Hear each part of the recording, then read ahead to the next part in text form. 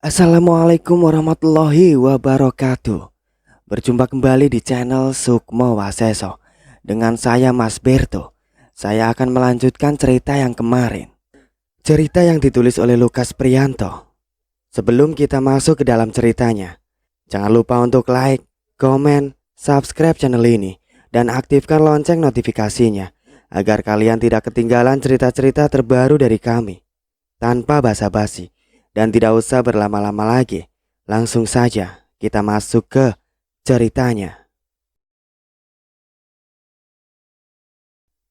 Keesokan harinya, desa tersebut digegerkan dengan berita kematian Ki Jalal. Penduduk desa berdatangan ke tempat keluarga Pak Rohmat dan juga Bu Marni. Mereka berbisik tentang peristiwa kematian Ki Jalal yang terkenal sakti mandraguna. Saat jenazah Ki Jalal dimandikan, terlihat seluruh tubuhnya menghitam seperti terbakar. Bau busuk sangat menyengat dan tercium hingga ke seberang jalan. Tak ada yang kuat mencium aroma busuk tersebut, membuat para warga sampai menutup hidung. "Pak Ustadz, saya tidak kuat. Maaf ya Pak Ustadz," ucap beberapa warga yang kemudian pergi dari tempat pemandian jenazah. Di tempat tersebut hanya tersisa Ustadz Ahmad dan juga Pak Rohmat yang melakukan proses pemandian jenazah. Mereka berdua sampai menggunakan kain untuk menutup mulut dan serta hidung. Di saat Ustadz Ahmad menekan perut Ki Jalal, tiba-tiba saja kotoran keluar melalui lubang duburnya, disertai belatung dan darah kental yang berwarna hitam. Seketika bau busuk semakin tercium dan bahkan lebih menyengat daripada sebelumnya. Para warga yang hadir sampai menutup hidung, dan ada juga yang pergi meninggalkan rumah Pak Rohmat dan Bu Marni karena bau busuk tersebut benar-benar busuk. Setelah proses pemandian, Ki Jalal dibawa ke ruang tengah dan dikafankan. Wajahnya terlihat menghitam. Dari tubuhnya keluar asap putih dari celah-celah kain kafan yang membungkus tubuhnya. Hidung Ki Jalal telah tersumpal kapas, dan ketika wajahnya akan ditutup kapas terakhir, tiba-tiba saja kedua matanya terbuka dengan sendirinya. Warga yang melihat kejadian itu menjadi ketakutan. Semuanya menjauh, bahkan ada yang sampai lari terbirit-birit. Jenazah Ki Jalal terlihat sangat menakutkan. Ditambah lagi, bau busuk tak ada hentinya tercium dari jenazah Ki Jalal yang telah terbujur kaku. "Astagfirullahaladzim," ucap Ustadz Ahmad. Setelah itu, Ustadz Ahmad berniat untuk menutup kembali kedua mata Ki Jalal. Tapi sebelum tangan Ustadz Ahmad menyentuh wajah almarhum, tiba-tiba saja mulut Ki Jalal terbuka dan mengeluarkan asap disertai belatung berukuran biji padi. Ustadz Ahmad tak ada hentinya beristighfar. Kejadian ini benar-benar di luar nalar manusia. Ustadz Ahmad mengambil tali pocong dan mengikat kembali pada bagian dagu dan kepala, bermaksud agar mulut Ki Jalal dapat tertutup kembali. "Bismillahirrahmanirrahim," ucap Ustadz Ahmad kemudian menutup wajah almarhum Ki Jalal dengan mata yang tetap terbuka. Tali pocong diikat simpul pada bagian kepala Ki Jalal. Suasana berubah menjadi hening siang itu. Bulu kuduk seakan dipaksa untuk berdiri, dan semua dirasakan oleh para warga yang menghadiri proses pengafanan jenazah Ki Jalal. Setelah itu jenazah Ki Jalal telah siap untuk disolatkan dengan beberapa warga yang masih bertahan. Di saat jenazah ingin disolatkan, bau busuk semakin tercium sangat menyengat. Bahkan beberapa warga sampai muntah akibat bau yang keluar dari tubuh almarhum Ki Jalal. Wewangian disiramkan di tubuh Ki Jalal yang telah terbungkus kain kafan. Serbuk kopi yang ditaburkan di samping jenazah Ki Jalal dimaksudkan agar bau busuk tak lagi menyengat. Tapi semua itu menjadi sia-sia. Bau busuk tersebut justru semakin tercium hingga sampai keluar rumah Pak Rohmat dan Bu Marni. "Kita harus segera menyolatkan jenazah Ki Jalal karena hari sudah semakin sore," ucap Ustadz Ahmad pada warga yang tersisa. Akhirnya, jenazah Ki Jalal disolatkan oleh beberapa warga yang termasuk Pak Rohmat. Sore harinya, jenazah Ki Jalal hendak dikebumikan. Tiba-tiba saja langit menghitam. Suara gemuruh menggelegar dari atap langit, disertai kilatan petir yang menyambar ke segala arah. Dan seketika saja, hujan turun dengan derasnya. Warga kelihatan sangat panik karena kilatan petir menyambar dari atap langit yang menghitam hingga menghantam ke bumi. Semua yang menyaksikan peristiwa tersebut ketakutan dan tak bisa berbuat apa-apa. Mereka hanya bisa berada di dalam rumah bersama dengan jenazah Ki Jalal yang terbujur kaku. Tiba-tiba, "Rina, kamu sedang apa, Nak?" ucap Bu Marni pada anak kandungnya. "Akhirnya dia mati juga." "Apa yang kamu katakan, Nak? Mengapa kamu bicara seperti itu?" ucap Bu Marni berbisik. "Dia akan segera ikut denganku." "Siapa yang kamu maksud?" ucap Bu Marni dan melihat tangan Rina menunjuk jenazah Ki Jalal. Terlihat Rina yang sedari tadi diam, kini tiba-tiba saja tertawa dan kembali terdiam. Entah apa yang terjadi pada Rina saat itu. Ia sepertinya sangat senang melihat jenazah Ki Jalal yang berada di hadapannya tengah terbujur kaku. Kepalanya bergerak perlahan ke kanan ke kiri. Tersalip senyum bibir Rina, dan senyuman tersebut terlihat amat menakutkan dengan sorot matanya yang kosong. Sudah dipastikan ada sosok lain yang saat ini berada di dalam tubuh Rina, tapi tak ada yang mengetahui hal itu. Itu Rina kenapa ya? Kok ketawa sendirian? Iya ya, apa mungkin Rina gila? Keluarga mereka kan menganut ajaran sesat. Masa sih, Bu? Jangan seuzon, Bu. Nggak enak nanti kalau didengar Bu Marni. Shh, sudah. Warga yang menyaksikan keanehan pada diri Rina mulai bergosip dan menyangka bahwa Rina telah gila akibat ritual yang dilakukan oleh keluarganya. Setelah itu Rina dibawa masuk ke dalam kamar oleh Bu Marni dan beberapa warga. Di luar sana, langit masih saja menghitam. Hujan tak menandakan akan reda, dan sepertinya jenazah Ki Jalal tidak diterima di bumi. "Pak Ustadz, sepertinya ada yang aneh. Coba Pak Ustadz lihat," ucap salah satu warga yang menunjuk tangan kanannya ke arah luar rumah. Astagfirullah.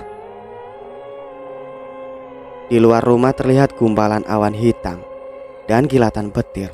Yang membuat semuanya terlihat aneh adalah gumpalan tersebut hanya berada di sekitar rumah Pak Rohmat. Melihat keanehan itu, Ustadz Ahmad memerintahkan untuk segera membawa jenazah Ki Jalal untuk dimakamkan. 6 orang telah siap mengangkat jenazah Ki Jalal dan keluar rumah menuju pemakaman. Di saat rombongan berada di halaman rumah, tiba-tiba saja petir menyambar tanah. Jenazah Ki Jalal terpental keluar dari keranda. Warga menjadi panik karena petir terus menyambar.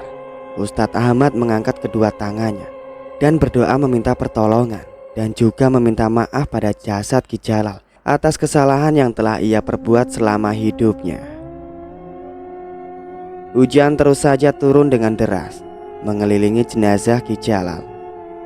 Ustadz Ahmad memerintah agar jenazah Ki Jalal segera diangkat kembali. Pada saat jenazah akan diangkat, tiba-tiba saja seluruh pengantar jenazah kebingungan melihat jenazah Ki Jalal berubah menjadi sebuah kedebok pisang. "Kemana Ki Jalal? Kok berubah jadi sedebok pisang?" ucap salah satu warga. Keanehan datang silih berganti setelah kematian Ki Jalal. Sore itu cuaca mendadak menjadi tenang. Warga memutuskan untuk segera pulang ke rumahnya masing-masing. Begitu pula dengan Pak Rohmat. Setibanya di rumah, Pak Rohmat masih saja kebingungan tentang perubahan yang terjadi dengan jenazah ayahnya. "Apa ini kesaktian dari ilmu sukmo jiwo?" ungkap Pak Rohmat dalam hati. Tiba-tiba, Rohmat, terdengar suara laki-laki yang terdengar dari dalam kamar milik Rina. Ayah, apakah itu engkau ya? Ucap Pak Rohmat kemudian berjalan ke arah kamar anak sambungnya. Sesampainya di depan pintu kamar, Pak Rohmat terdiam.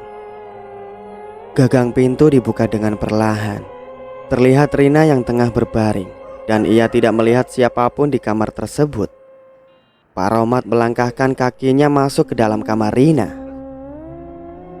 Jika kau ingin kesaktianmu lebih sempurna, kau harus melakukan ritual seperti dulu. Suara itu mengejutkan Pak Rohmat dan segera berbalik badan. Terlihat Ki Jalal tengah berdiri di belakangnya. Apa maksud ayah? Bagaimana ayah bisa berada di sini? Tak usah banyak tanya. Sekarang lihatlah keranjang, ucap Ki Jalal sambil menunjuk tangannya ke arah Rina. Pak Rohmat kembali membalik badan dan ia sangat terkejut setelah melihat seseorang yang tengah berbaring bukanlah Rina. Arumi, bagaimana ini bisa terjadi? Pak Rohmat berbicara sedikit gagap melihat sosok Arumi yang tengah berbaring di atas ranjang. Dan seketika Pak Rohmat mengingat kembali peristiwa beberapa tahun yang lalu. Oke, kita flashback dulu. Bu, Arum berangkat sekolah dulu ya, ucap Arum. Iya nak, kamu hati-hati ya. Arumi, anak yang sangat cantik. Kini ia tengah duduk di bangku sekolah kelas 2 SMA. Ia memiliki tinggi badan sekitar 165 cm. Wajahnya keibuan dengan lesung pipi di sebelah kanannya membuat lawan jenis yang melihatnya pasti tergila-gila. Arumi terkenal ramah pada siapa saja, bahkan dengan orang yang baru saja ia kenal. Di sekolah, Arumi selalu jadi perhatian teman-temannya.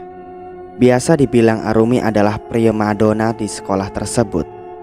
Banyak laki-laki yang menyukainya, bahkan sampai orang dewasa pun terpikat dengan sosok Arumi yang sangat cantik. Meski Arumi sangat terkenal di sekolah, tapi Arumi tidak terlalu menyukai keramaian. Di saat teman-temannya istirahat dan bermain, Arumi lebih memilih sendiri. Ia punya tempat khusus yang berada di belakang sekolahnya. Dan Arumi selalu ditemani dengan penjaga sekolah, tempat ia menimba ilmu. Dan ia bernama Pak Rohmat. Arumi terlihat nyaman dikala bincangan dengan Pak Rohmat. Pak Rohmat selalu saja menceritakan tentang kehidupannya yang sederhana. Beliau sudah lama menikah dan belum dikaruniai seorang anak. Pak Rohmat terlihat takjub dengan kecantikan Arumi. Awalnya, Pak Rohmat hanya menganggap Arumi sebagai anaknya karena beliau belum memiliki seorang anak dari pernikahannya. Tapi di sisi lain, ia memiliki masalah dengan sang istri. Karena istri Pak Rohmat sudah tidak bisa lagi memenuhi kebutuhan hasrat biologis Pak Rohmat sebagai pasangan suami istri. Di saat Arumi tengah berbincang, Pak Rohmat selalu melirik ke arahnya dengan tatapan mata yang terlihat menahan sesuatu. Seragam sekolah yang tak terkancing sempurna pada bagian atas membuat Pak Rohmat tak sengaja melihat belahan dari dua gunung kembar milik Arumi dengan jarak sedekat ini. Dari sinilah pikiran kotor Pak Rohmat mulai membayangkan tubuh Arumi. Neng Arum, kapan-kapan main ke rumah bapak ya? Nanti saya kenalkan dengan istri bapak, ucap Pak Rohmat sambil tersenyum. Iya pak, Arum izin dulu sama ibu. Rumah Pak Rohmat hanya sebelahan dengan sekolah tersebut. Dan selama Arumi dekat dengan Pak Rohmat, ia memang belum pernah berkunjung ke rumahnya. Karena orang tua Arumi selalu melarang ia bermain di saat jam sekolah telah usai. Iya neng, tapi kapan-kapan atunya. Masa cuma ngobrol di sini? Kalau di rumah bapak mah banyak makanan. Nanti Neng bisa petik buah sendiri. Wah, Arumi mau Pak. Arumi janji hari Minggu deh. Arumi nanti ke rumah Pak Rohmat ya, ucap Arumi dengan senyum yang manis. Arumi sangat menyukai sosok Pak Rohmat yang ramah dan baik dengan dirinya. Pak Rohmat selalu punya waktu untuk sekedar menemani Arumi berbincang tentang keluarganya. Orang tua Arumi termasuk orang yang sibuk dan jarang sekali ada di rumah. Arumi juga sering bercerita tentang Pak Rohmat tentang penekanan kedua orang tuanya yang membuat Arumi tertekan dan mengalami stres. Akibatnya Arumi sangat nyaman jika berbincang dengan Pak Rohmat karena ia tidak menemukan sosok ayah di rumahnya sendiri. Kring. Suara bel sekolah berbunyi. Perbincangan mereka harus berakhir di saat bel sekolah telah berbunyi. Hari sudah semakin siang, dan di situ pula kegiatan sekolah telah usai. Tak ada lagi anak murid yang berada di sekolah tersebut, kecuali Pak Rohmat yang tengah mengunci pagar dan setelahnya kembali ke rumah. Setelah malam tiba, Arumi tengah tertidur pulas. Tiba-tiba saja ia mendengar suara berisik dari dalam kamar milik orang tuanya. Ya, pertengkaran seringkali terjadi di saat malam tiba, dan mereka pintar menyembunyikan kebahagiaan di depan Arumi. Tapi orang tua Arumi tidak mengetahui jika anaknya selalu mendengar pertengkaran mereka hampir setiap malam. Ayah, dari mana jam segini baru pulang? Apa urusanmu? Semua kebutuhan keluarga kita telah aku penuhi, apalagi kamu minta? Tapi tidak semestinya ayah bertindak seenaknya saja. Setiap hari pulang malam, tak pernah punya waktu untuk kita, bentak Bu Sumi pada suaminya. Arumi bersembunyi di balik selimut tebal miliknya dan menutup telinga dengan kedua belah tangannya. Ingin rasanya Arumi menjerit, tapi hal itu ia lakukan hanya dalam hati. Malam itu, kesedihan Arumi sudah tak terbendung lagi. Ia sudah muak dengan pertengkaran kedua orang tuanya, dan Arumi memutuskan untuk bangun dari tidurnya dan berjalan menuju kamar kedua orang tuanya. Dengan perlahan, Arumi melangkahkan kakinya dan kini tengah sampai di depan pintu kamar orang tuanya. Tubuhnya gemetar, dadanya mengembang di saat menarik nafas panjang, dan dengan perlahan Arumi membuka pintu kamar orang tuanya. Cukup! Teriak Arumi depan pintu kamar. Orang tua Arumi terkejut melihat anak satu-satunya sedang berdiri menyaksikan pertengkaran mereka. Dan baru kali ini Arumi berteriak di depan mereka. Kamu belum tidur, nak? Ucap Bu Sumi. Cukup, Bu. Arumi tahu semuanya. Apakah begini menjadi orang tua yang telah dewasa? Dan apa begini sikap sebagai orang tua? Kalian hanya mementingkan kesibukan kalian sendiri dan tak pernah menganggap Arumi ada. Apa yang kamu maksud, nak? Arum hanya ingin bahagia sebagai anak, seperti teman-teman Arum. Tapi kalian tidak bersikap sebagai orang tua terhadap anaknya, ucap Arumi. Tak, ucap Bu Sumi terhenti. Hampir setiap malam Arumi mendengar kalian bertengkar. Jika kalian masih tetap seperti ini, lebih baik Arum mati, bentak Arumi sambil menangis. Arumi berdiri dengan tubuh yang gemetar. Air matanya terus saja menetes hingga jatuh ke lantai yang terbuat dari kayu. Bu Sumi berusaha untuk menenangkan Arumi, tapi Arumi justru menghindar dan berlari menuju kamarnya. Arumi terus berlari sambil menangis, dengan tubuh yang gemetar menahan emosi yang terluapkan melalui kata-kata. Hubungan yang tidak harmonis dari kedua orang tuanya membuat Arumi merasa kesepian dan kurang kasih sayang. Keesokan harinya, Arumi terlihat murung di belakang sekolah. Pak Rohmat yang melihat kesedihan terpancar dari wajah Arumi segera mendekat, dan Pak Rohmat berusaha untuk menghiburnya. "Rum, ada apa? Kok kelihatan sedih begitu?" Arumi memeluk tubuh Pak Rohmat dengan berlinang air mata. Arumi telah menganggap Pak Rohmat sebagai bapak angkatnya sendiri karena kebaikan Pak Rohmat selama ini, dan sosok Pak Rohmat telah dianggap sebagai pengganti sosok ayah yang tidak pernah ia dapatkan selama ini. "Pak, Arum boleh minta tolong?" ucap Arum. "Minta tolong apa? Bapak pasti bantu kamu," ucap Pak Rohmat. "Bolehkah Arum menginap di rumah Bapak? Arum sedang tidak ingin berada di rumah, Pak," ucap Arumi. "Tapi kalau orang tua Arum mencari bagaimana?" jawab Pak Rohmat.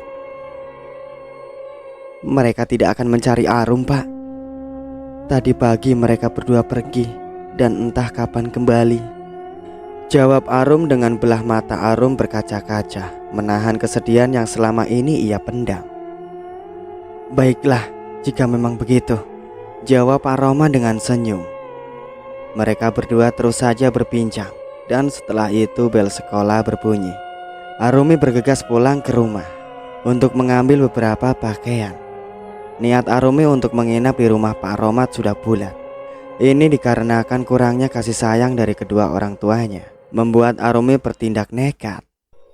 Pakaian telah masuk ke dalam tas, dan setelah itu Arumi kembali pergi menuju rumah Pak Rohmat. "Ayah, Ibu, Arum pamit. Mungkin ada atau tidaknya Arum di rumah, semua itu akan terasa sama saja," ucap Arum sambil memandangi rumahnya dan kemudian berlalu. Hari sudah semakin sore. Arumi telah sampai di depan rumah Pak Rohmat. Terlihat Pak Rohmat tengah duduk di depan rumah dengan memakai kaos berwarna hitam dan kain sarung. "Kamu sudah datang, sini masuk," sambut Pak Rohmat telah melihat Arum berada di depan rumahnya. Arumi masuk ke dalam rumah Pak Rohmat. Rumah yang bisa dikatakan sangat sederhana. Dinding yang terbuat dari anyaman bambu dan berlantaikan tanah. Tapi rumah ini terlihat sangat nyaman karena ditumbuhi pohon-pohon buah di depan rumahnya. "Silahkan kamu duduk dulu, Bapak ambilkan minum sebentar." "Tidak usah repot-repot, Pak. Maaf, istri Bapak di mana ya?" Pak Rohmat hanya terdiam dan menengok ke arah kamar yang terletak di ruangan belakang. Terdengar suara desahan dari dalam kamar. "Itu suara apa, Pak?" Arumi bertanya pada Pak Rohmat. "Ah, bukan apa-apa. Bu, tamu kita sudah datang nih," teriak Pak Rohmat pada seseorang yang berada di dalam kamar. Tak lama kemudian, suara desahan tersebut pun berhenti. Arumi melihat seseorang wanita sebaya dengan ibunya. Wajahnya terlihat pucat dan berjalan gemetar mendekati ke arahnya. Arumi berdiri dan bermaksud untuk mencium tangan wanita tersebut. Ia agak terkejut ketika melihat sosok laki-laki berambut panjang dengan pakaian serba hitam keluar dari dalam kamar yang sama. Arumi melangkahkan kakinya mendekat ke arah wanita tersebut. "Kamu siapa?" "Saya Arumi, Bu. Maaf jika kedatangan Arumi mengganggu," ucap Arumi dan mencium tangan wanita tersebut. "Kenapa tangannya gemetar?" gumam Arumi dalam hati. Wanita itu merangkul Arumi dengan tubuh gemetar, lalu berbisik, "Apa yang kamu lakukan di sini?" Ada tamu. Siapa namamu, Cahayu?" ucap laki-laki memakai pakaian serba hitam memotong pembicaraan wanita tersebut. Aku Arumi, Pak," jawabnya terbata-bata. Arumi melihat sosok laki-laki ini menyengkram leher wanita tersebut. Sepertinya wanita ini terlihat ketakutan. Tapi entah mengapa, Arumi hanya diam dan tidak bisa berkata apa-apa. "Rohmat, kamu bawa istrimu masuk ke dalam kamar. Sepertinya ia sedang tidak enak badan," ucap laki-laki tersebut, kemudian memandang ke arah Arumi. "Perkenalkan, saya Jalal. Panggil saja Ki Jalal. Saya ayahnya Pak Rohmat." "Saya Arumi, Ki," jawab Arumi sambil mendunduk. Setelah Pak Rohmat mengantar istrinya ke dalam kamar, mereka bertiga mengobrol diselingi dengan canda tawa. Ki Jalal dan juga Pak Rohmat sangat pandai mencari suasana, dan Arumi pun merasakan kehangatan pada keluarga ini dan tak pernah ia dapatkan ketika berada di rumah. Setelah Ki Jalal seperti memilin sesuatu pada jarinya, tiba-tiba saja ada perasaan aneh yang dirasakan Arumi pada bagian buah dadanya. Putingnya terasa disentuh dan dipilin oleh sesuatu. Arumi yang hanya diam menahan geli, tubuhnya jadi tak bisa diam. Arumi terus bergerak ke kanan dan ke kiri. Ia tak tahu apa yang sebenarnya tengah terjadi. Dan sesekali keluar seperti desahan yang tertahan dari bibirnya yang tipis. Ketika Arumi melihat ke arah Ki Jalal, ia melihat Ki Jalal tengah tersenyum dengan wajah menahan sesuatu. Terlihat kumisnya yang tebal bergerak seperti orang yang sedang membacakan sesuatu, tapi tak begitu jelas terdengar. Kamu kenapa?" tanya Ki Jalal sambil tersenyum. Enggak, Ki," jawab Arumi sambil menggigit bibirnya. Arumi melihat wajah Ki Jalal dan juga Pak Rohmat penuh dengan nafsu, tapi Arumi tidak bisa berbuat apa-apa. Ia tak bisa menolak hasrat yang sedang ia rasakan saat itu. Sampai akhirnya tak sengaja keluar suara desahan panjang yang keluar dari mulut Arumi, diimbangi dengan tubuh yang gemetar serta keringat yang membasahi seluruh tubuhnya.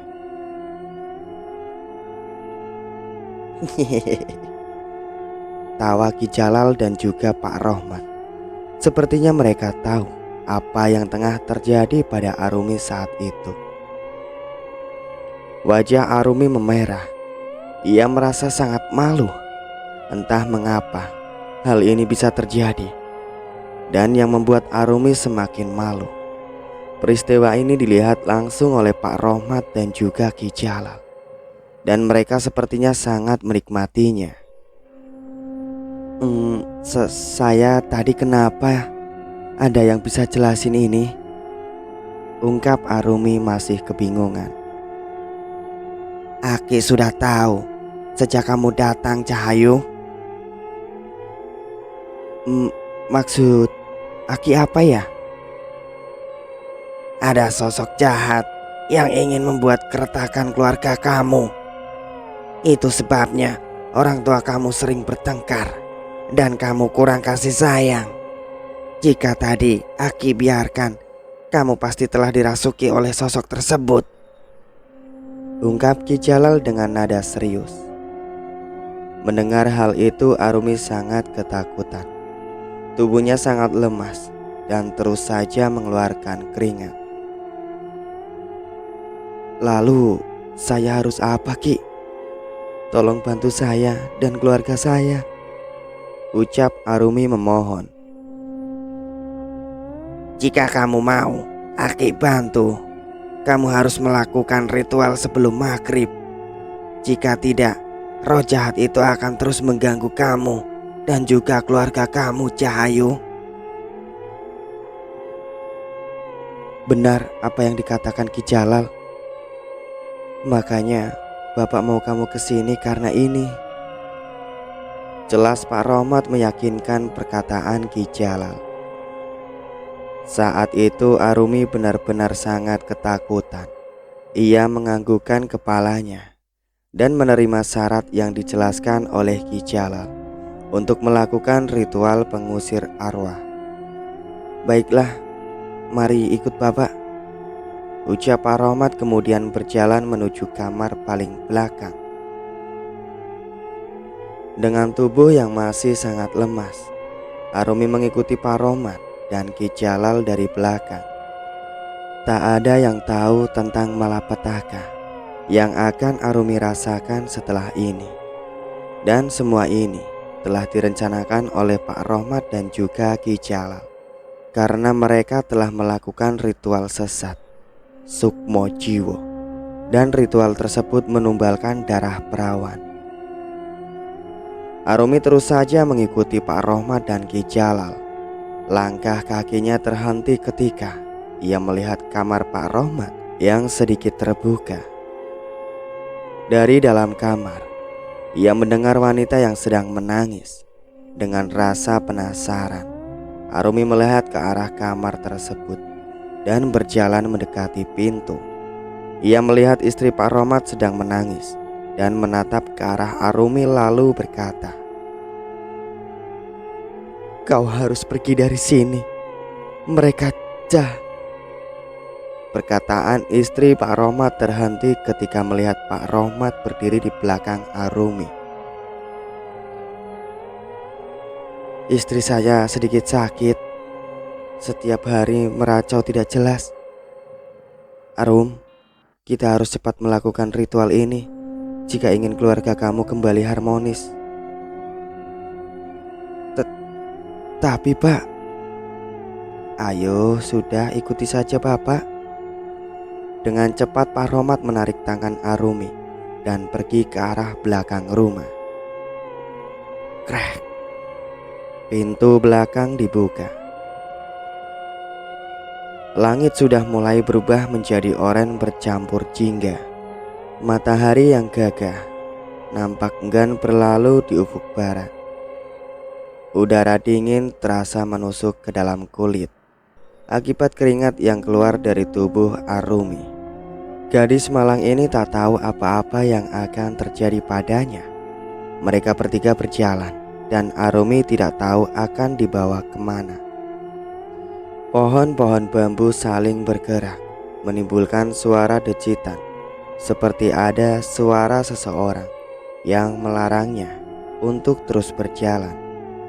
Angin yang nampak tenang kini bertiup kencang, membuat pepohonan di sekeliling seakan-akan menangis lirih, mengiringi langkah kaki Arumi.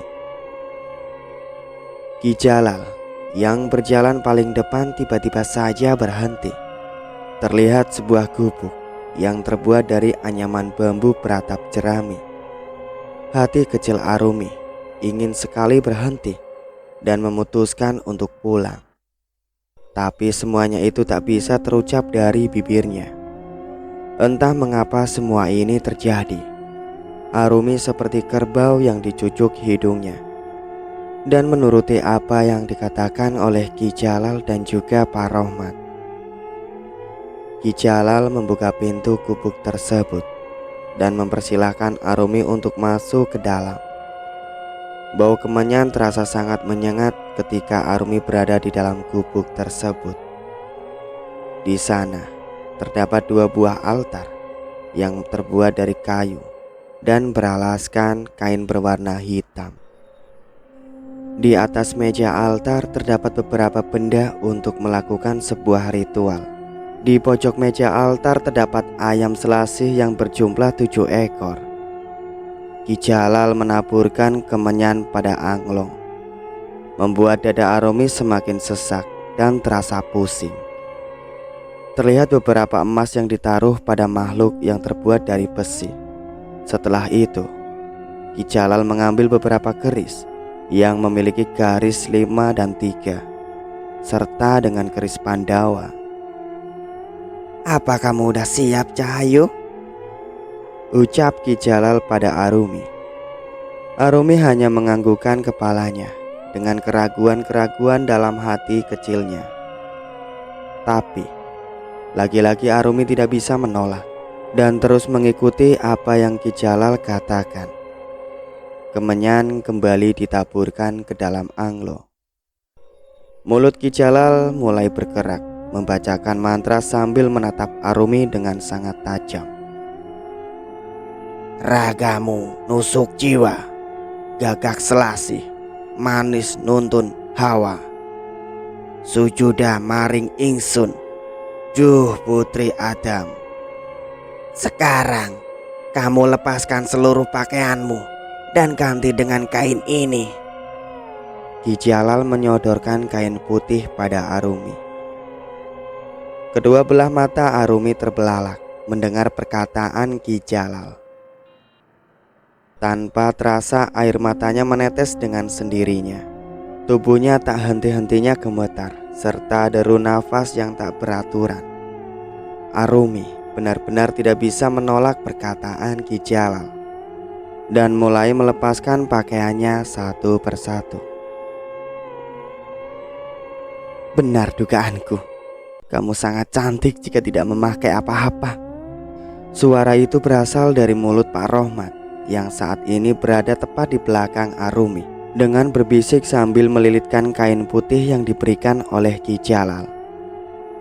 Seperti tersambar petir setelah Arumi mendengar perkataan Pak Rohmat. Tapi Arumi hanya diam dengan air mata yang terus keluar dari kedua belah matanya. Tak ada yang bisa menolong gadis malang ini, bahkan Tuhan sekalipun. Kini Arumi telah memakai kain putih tersebut. Dan setelah itu, Arumi dibawa keluar oleh Pak Rohmat dari tempat terkutuk itu. Arumi mengikuti Pak Rohmat dengan menggandeng tangannya.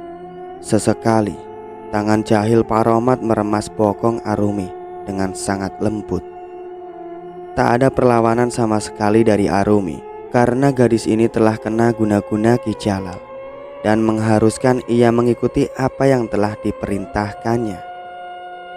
Mereka berdua terus berjalan dengan perlahan dan Arumi terus mendapatkan pelecehan dari Pak Rohmat di sepanjang jalan.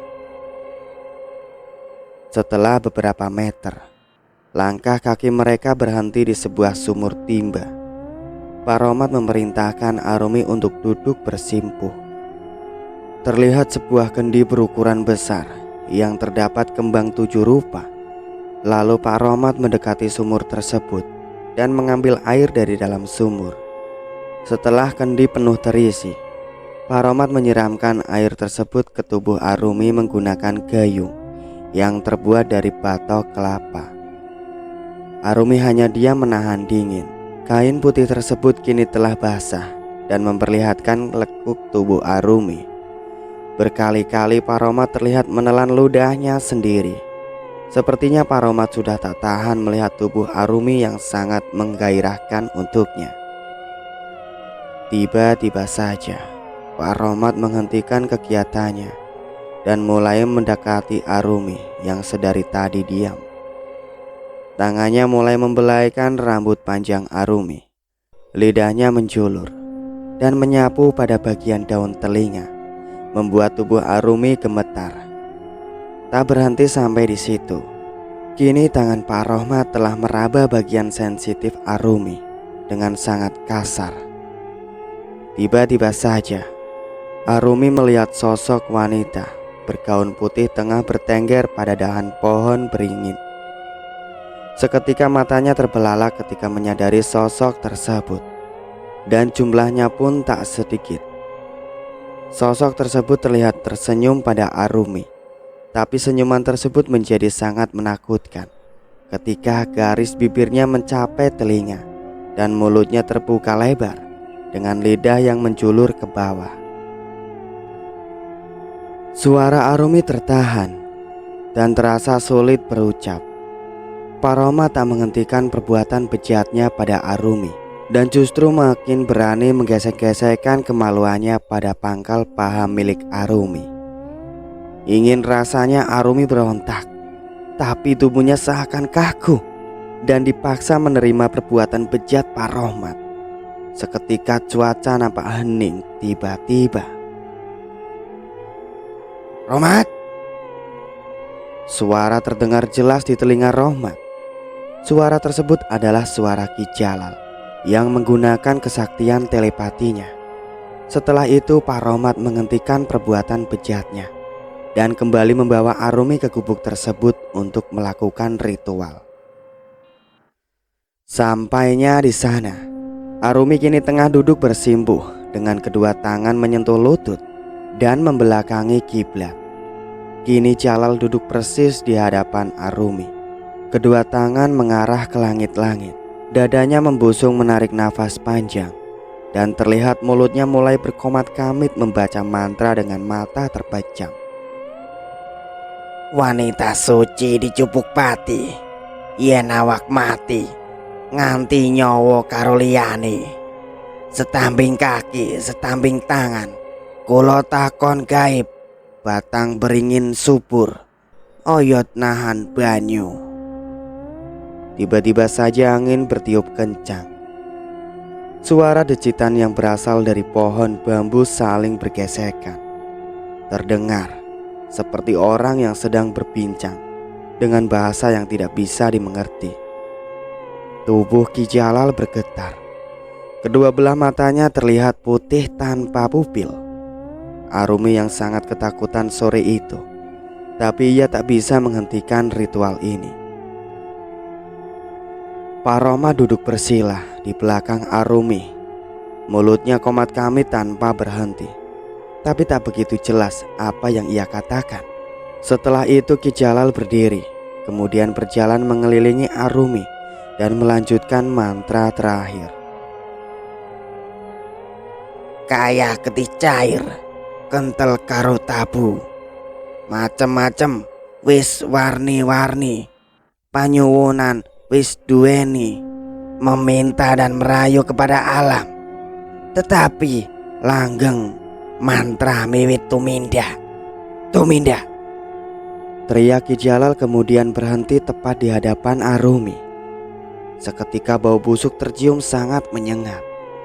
Tiba-tiba saja tempat tersebut dipenuhi sosok-sosok makhluk yang sangat menyeramkan.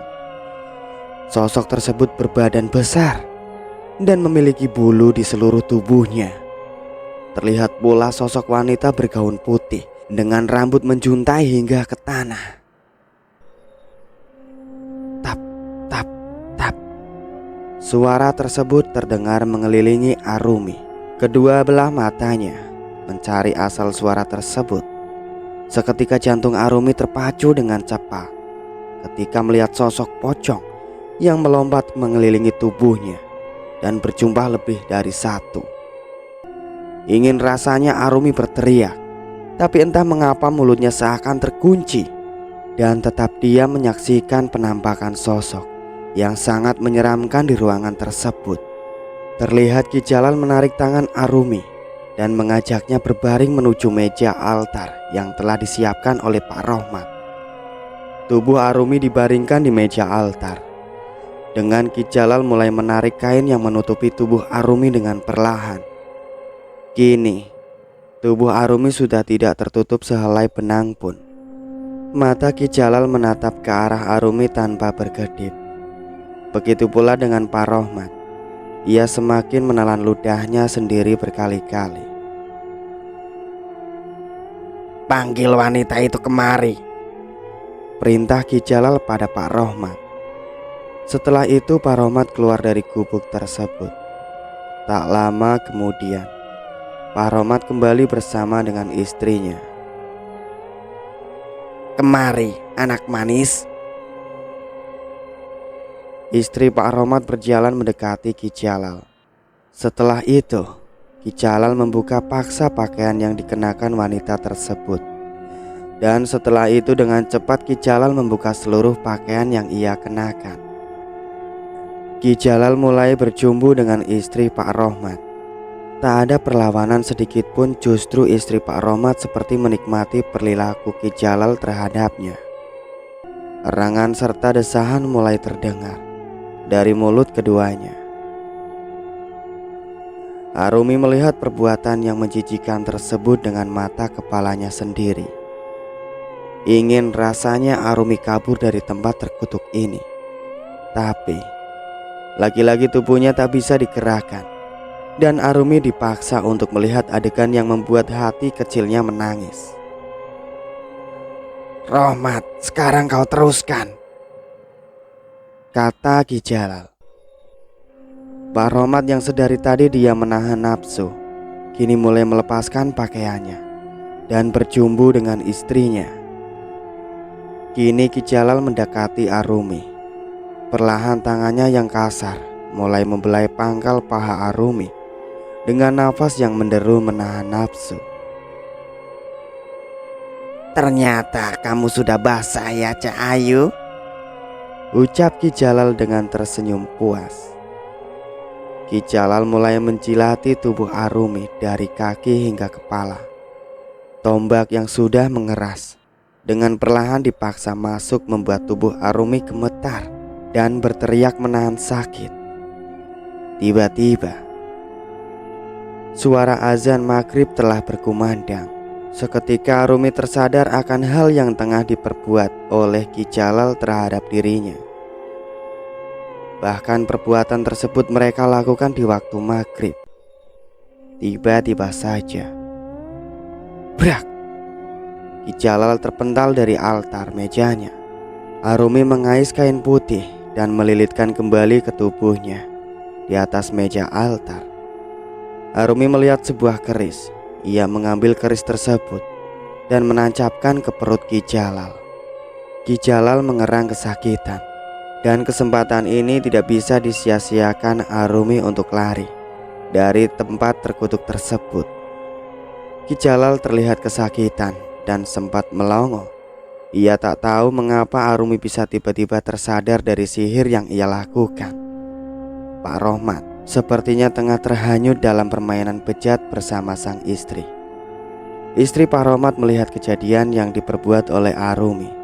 Setelah itu ia berusaha melepaskan diri dari cumbuan Pak Rohmat. "Lepaskan, dasar lelaki terkutuk! Lari nak, jangan sampai kamu tertangkap. Lari, lari nak!" Istri Pak Rohmat teriak dengan sangat lantang. Plak! Pak Rohmat menampar pipi sang istri dengan keras. Hei, Rohmat, kejar anak itu. Jangan sampai ia mengadu pada warga, teriak Ki Jalal sambil menahan sakit pada perutnya akibat luka tusukan. Suara azan maghrib mengiringi pelarian Arumi dari tempat terkutuk tersebut. Angin yang tertiup kencang membuat tubuh Arumi terhanyut dan hampir membuatnya jatuh. Ia tak mengenal tempat tersebut.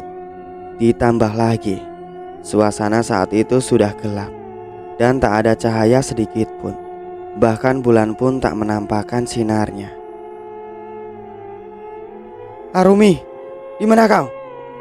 teriak Pak Rohmat dari arah belakang.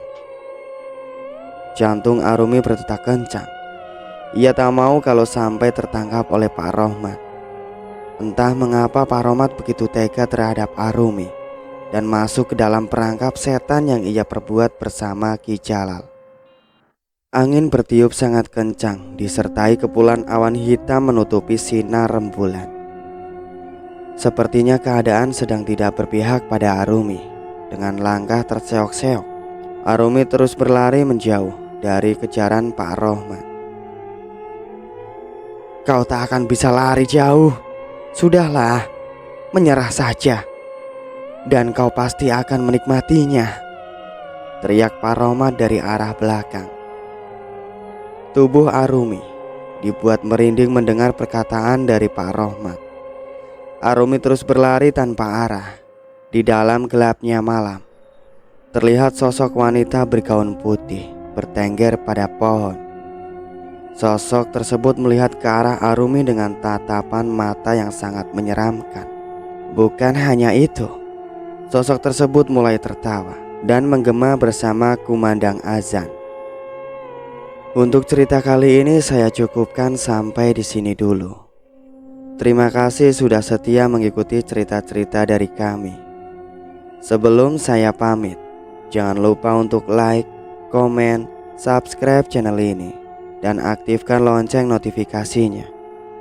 Wassalamualaikum warahmatullahi wabarakatuh.